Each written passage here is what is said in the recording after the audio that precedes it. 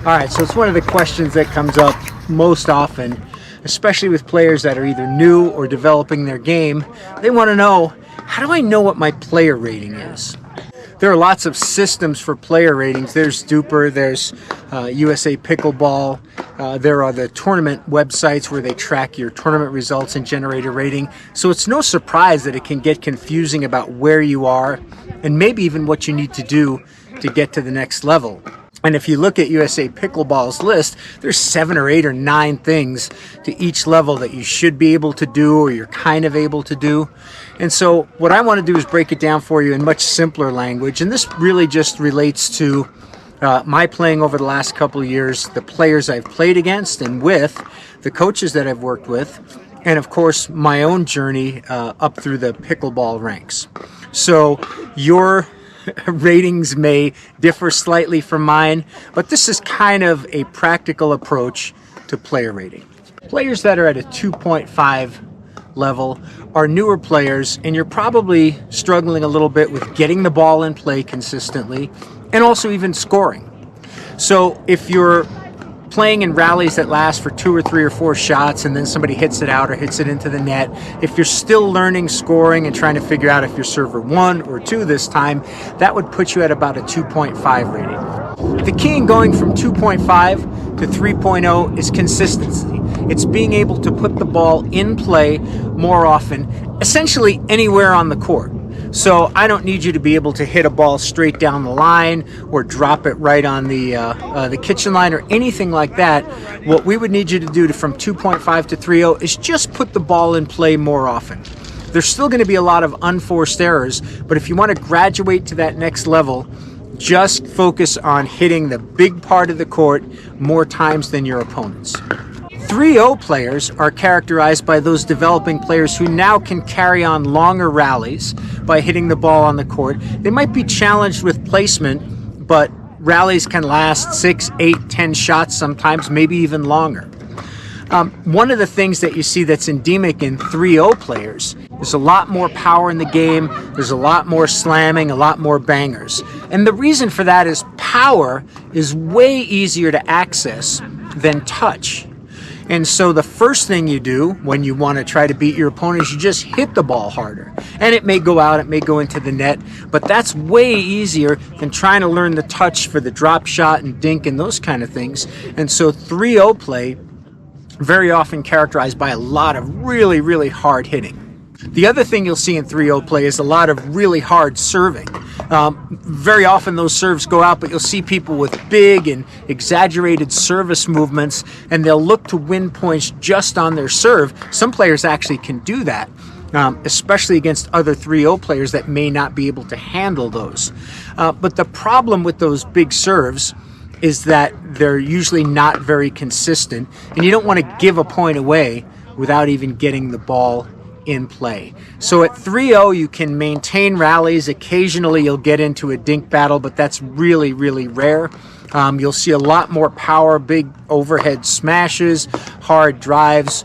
About half the points are going to end with unforced errors, and you're going to see a lot of big serves, some crazy serve motions. Occasionally somebody's going to hit a great serve that pulls you way off the court, and a lot of times they're just going to wind up in the net or being hit long. The key skill to go from 3.0 to 3.5 is to be able to hit a drop shot from the baseline. As a 3.0 player, your strategy to get to the kitchen line is probably hitting the ball as hard as you can at your opponent, maybe trying to hit a lob from the baseline, which is also a relatively low percentage shot. But the difference between a 3.0 and 3.5 player is the 3.5 player can drop the ball softly from the baseline and give their opponent an unattackable shot. It's not a shot that I can go after. It's a shot I just have to put back. And that allows me, as the serving team, to work my way up to the kitchen line and neutralize the receiving team's advantage. So if you're a 3.0 and you want to go to 3.5, that's the time you've got to work on your drop shot. It doesn't mean that you can never use a drive or never use a lob. It's good to have all of those in your arsenal, but the drop is going to be the main weapon that will allow you and your partner to work in increments to get up to the kitchen line. In the 3-5 ranking, you'll start to see more dink battles that'll last a little bit longer, and you'll see those initiated on purpose. Often in 3-0, if it happens, it's just by an accident. Somebody hits a short shot, and then you're at the kitchen line. But in 3-5, you'll see players initiating that dink battle. You may not have the patience to see it all the way through. Somebody's going to try to attack a ball that's below the level of the net. But overall, we're going to see drops and dinks take center stage. The other thing you'll probably see in 3-5 is more consistent serves. So the serves may not be as hard, there might not be these big drive or wildly spinning serves, but they're going to go in more often because the 3-5 player knows that I can't win a point if I don't get the ball in play. To move from 3-5 to 4-0, there's a couple things that you have to do, but almost none is more important than the reset shot. So in 3-5, when a paddle battle starts and there's a firefight going on and everybody's just hitting the ball as hard as they can on a direct line at each other, when you get to 4-0, somebody will be able to reset that shot. In other words, they'll be able to drop that shot back into the kitchen, reset the point, slow it down, and look for a better opportunity to attack.